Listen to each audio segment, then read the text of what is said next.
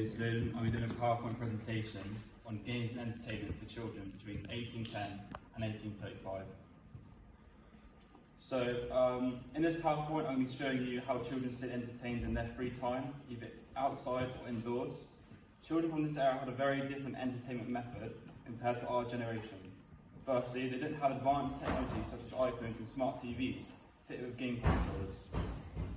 Secondly, there wasn't anything such as TikTok or Netflix giving you a choice of what you like to watch, which includes hours on hours of watch time.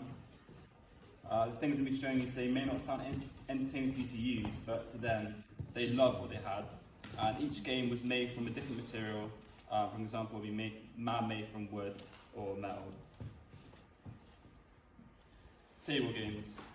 In the 18th century, there were games such as table games that were played on the table, obviously, and required a steady hand or quick thinking to win it. They were normally played by lower or middle class children, and there were so many games to name, but here are some common ones that would be played. So you've got dominoes. This was loved and was a favourite game to play. For many people, it's still played today.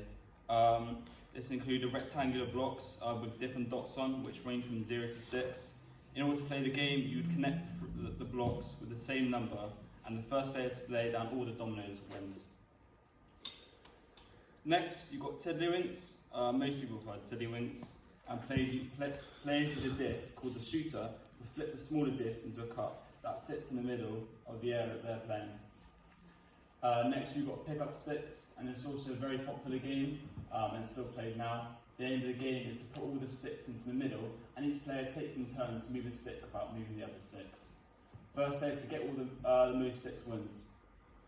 Next, you've got card games, and also it's a very popular game.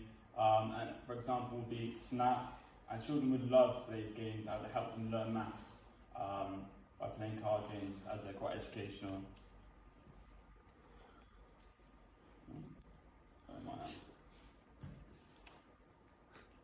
Hold on, there we go. There were many board games played in the 1800s, were mostly by middle and upper children. A lot of these games are still played today. Chess, checkers, backgammon have been played by children and adults for hundreds of years in the 1800s. And a new board game that was introduced to families and to enjoy. Outdoor games. Outdoor games are a very good way to have fun for children, help them socialise outside their families by playing with one another. Here are some examples. So you've got Cup and Ball. This game originated in France and travelled around the world and has taken on many different names and different shapes. To play it, you have to catch the ball in the cup, which is attached to a piece of string.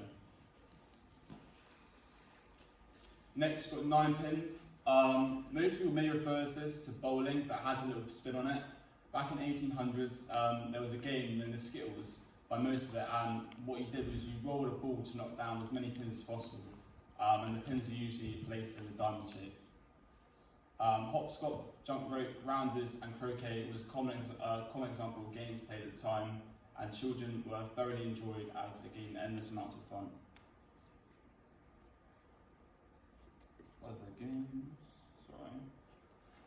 There are lots of games that were played in the 1800s, and there are too many to name, but here are a couple again.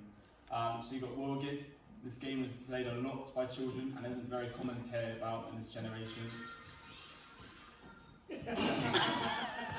It's played by spinning a circle around until the spring is tight and moving your hands in and out to keep the movement going, and then you let go and it should carry on spinning and make a sound. Next, you've got Marbles. Marbles is quite a popular for children game for the centuries. The largest marble was the shooter, and the smallest one would be used to hit the shooter, and the person closest to the biggest marble would win. Later, despite there being a lot of options for children to have fun, after a while these games became very repetitive and outdated, as it was basically the same concept, and life started to move forward as technology was developing over the years. More and more people upgrade technology such as TVs and radios. Technology advanced once again, creating complex devices that become more addictive to people. It's just so easy. For example, you can just find out any information design nowadays. You just click of the button. Next. Any questions? was that you? Can you just talk to me, James, about how your research is linked into the work of play? Yeah, sure. So I think we could actually use some of these games and actually in scenes. I know there's a scene in the school with the LeBrontes and how maybe at like lunchtime there'd be like a playing, I don't know, some kind of cuff and ball game. And I was actually seen with Quashia and another character, and they were actually playing chess, so we could maybe play some games behind that, and it just shows that they're actually using these things, you know, on the scene. So yeah, I think we could use that on stage quite a lot.